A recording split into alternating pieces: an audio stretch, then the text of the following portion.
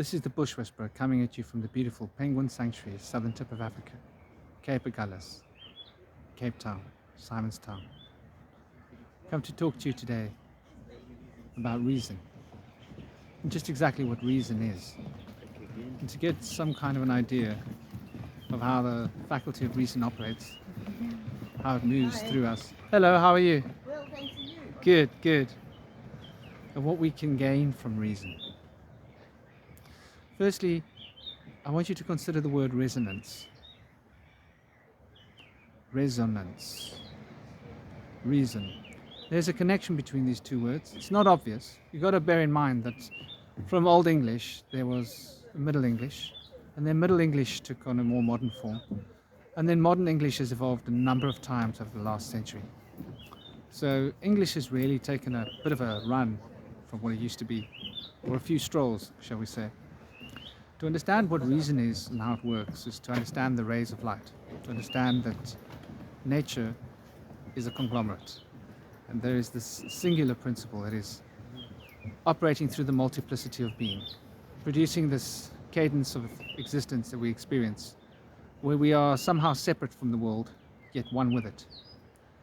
Reason is the way in which the human faculty is able to understand the resonance of being, that we are resonant beings vibrating in a vibrating universe, and that all causality arises from this resonance, from this vibrating field of consciousness, and that this vibrating field of consciousness is essentially bound by the laws of consciousness as consciousness becomes multiplicity from the divisions of unity. For consciousness is a sphere, and this sphere is wrapped within another sphere, and within this sphere there's another sphere, sort of like the layers of an onion. And the deeper we go toward the core, the greater becomes the singularity, and the greater becomes the unity of being. And as we move towards the circumference of the sphere, we find the different layers of divisions of being, creating different cadences. And through these various cadences we are able to experience different aspects of ourselves through each other, and different aspects of the universe in the same manner. It's important for us to get a grasp that this cadence of division is held in check by the 7 principles, and I've mentioned them in numerous videos. So the unity is essentially the mental plane, where all is an expression of thought, and the expression of thought is the way in which the multiplicity becomes a reality in its diversity. And so we're able to understand that the mental plane, in order to take form, had to become resonant and vibrating. And so the vibrational sphere, the third law of Hermes, comes into effect.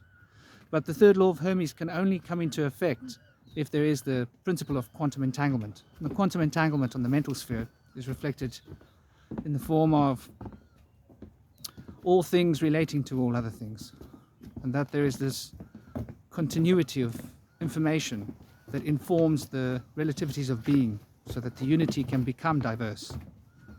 This is then bound by the law of polarity, the polarizing as above, so below, the firmament, if you will. I've done a video on the firmament as well. This is then kept in check by the rhythm, the cadence of being. The path of the shaman is highly focused and moving through this rhythmic trance of being that becomes the journey of life that we move through. The fundamental life force principle works through this rhythm, this rhythmic notion. This is then held in check by the causal principles, the principles of cause and effect, which then becomes the effectual coordination that moves the generative forces into the polarities of generation, reflecting once again the polarity within the 4th law of Hermes, which is essentially the fundamental, as above, so below. Now, what is reason? Reason is the way in which Visuddhi chakra is connected to Svadhisthana chakra, if you want to speak in terms of Vedic law. And in terms of the Hermetic principles, it relates to the way in which the causal principles on earth can be understood to be an emanation of the vibrational field, and the way in which the vibrations become causality. So essentially, the vibrational field is a high spiritual sense of vibration that is connecting all things to all other things. For all things are in the sphere of vibration. It's a soup of harmonic resonance, if you will. And to understand how the principles of harmonic resonance come into being, reason has been dropped into our consciousness like an egg. And so reason becomes the way in which the human vehicle is able to grasp the principles of causality. And this is held in check by the symbol. Joshua, you just bumped me, move up. Please, respect my wife. This is held in check by the principle of Mercury. Now, if you look at Mercury, it's the only symbol astrologically that contains both the sphere, or the circle, the cross, and the crescent. And it's an important alchemical principle, fundamental to the alchemy of being, fundamental to understanding the nature of creation, and fundamental to reason. In fact, one could consider reason to be Mercury's currency, if we want to consider these archetypes in such a way. I want you to understand that these archetypes are living, intelligent, breathing forces, beings, if you will.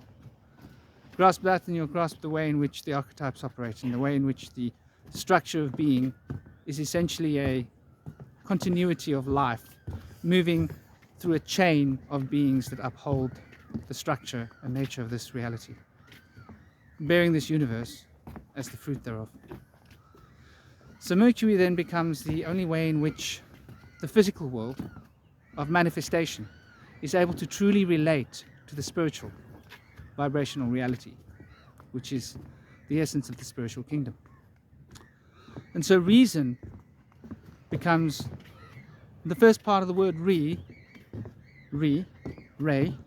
relates to light being split, relates to the separation of the different rays of light, and being able to understand the relevancy between all the rays of light. And since Mercury is that aspect of the consciousness which is reaching out into the divine, yet touching the physical, it becomes the vehicle through which the understanding can reach the total expanse of being and encompass all the aspects of being, what we call enlightenment. And this is what leads to the fundamental liberation. So this is why Tahuti, or Thoth, is so important in the sphere of the ancient Egypt and that which came before Egypt, the ancient land of Kem. And why we can understand that the scribe of heaven is related very much to the sphere of Mercury. We can understand the connection between Mercury and Ganapati, and Ganesha, being the scribe. For Mercury is the reason that is able to transcend all the physical things and move freely between the heavens and the material kingdoms. So to consider reason is to really grasp something quite profound. The mechanisms of reason are logic.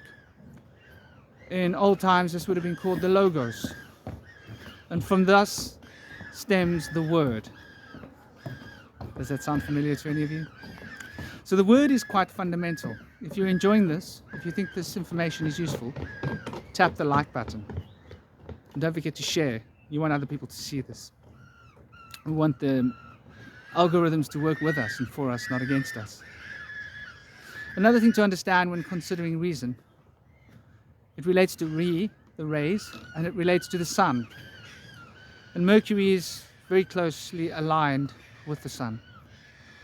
And when Mercury and the sun are closely aligned, you get knowledge.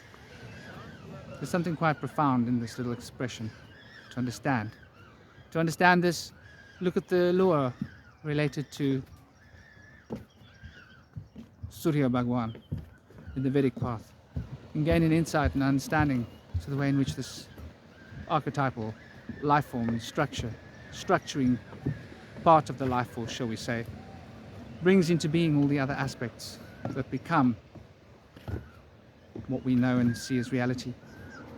something quite fundamental about the way in which life force is the operation through which intelligence can find its expression.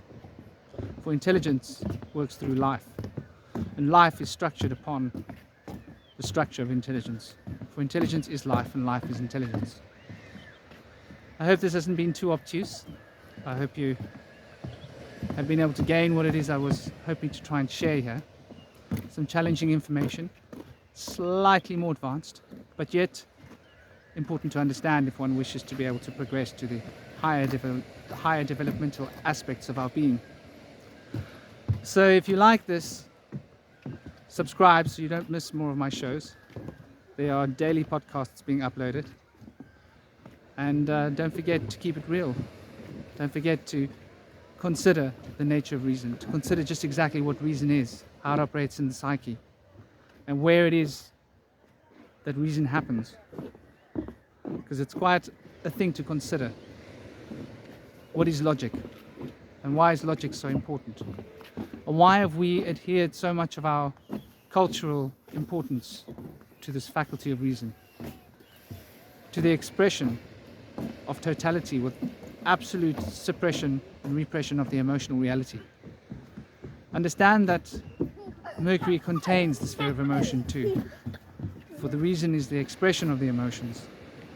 The emotions carry the feminine part of the life force. And the reason expresses this in a masculine way. This is the Bush Whisperer coming at you from the beautiful Penguin Sanctuary. Have a gorgeous day. Be reasonable. Be logical. And enjoy yourself. Om Shanti.